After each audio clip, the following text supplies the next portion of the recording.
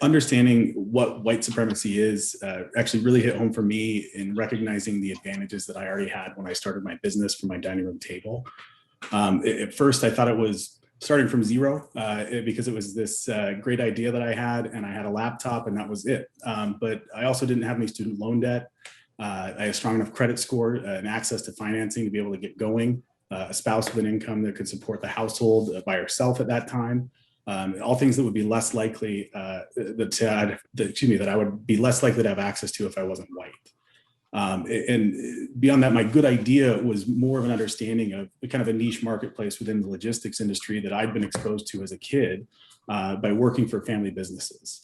And because I was already grinding rust off shipping containers for my uncle's businesses when I was 14, I got to see and experience things that other 14-year-olds wouldn't.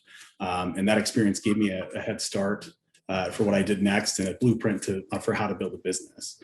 That uncle and other members of his generation who have started businesses probably wouldn't have done so if they hadn't seen my grandfather do it first.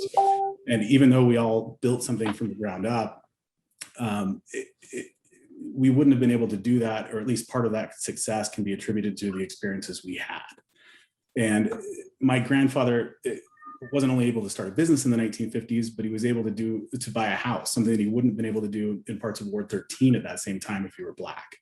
And while my business isn't solely successful because I'm white, it wouldn't have been as successful if I didn't grow up in that environment. And it wouldn't have been possible if I didn't have the economic stability to get started. And not everyone is in the same, not everyone's story or experience is the same as mine, but my guess is that a lot of people in Southwest Minneapolis had help getting where they're at. And when only 59% of the city is white, but the highest property values are concentrated in an area that's over 80% white, something needs to change. And we need to recognize that our baseline advantages in Ward 13, and rather than spending time to protect those advantages and try and hoard resources, make an effort to be better neighbors to build up other parts of Minneapolis. And for those of us fearing change, I would say this is the moment to live up to our values and take that leap.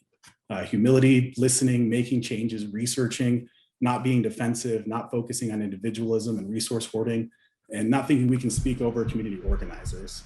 We can start focusing on the collective good, and we can let our guard down and listen to help build something better.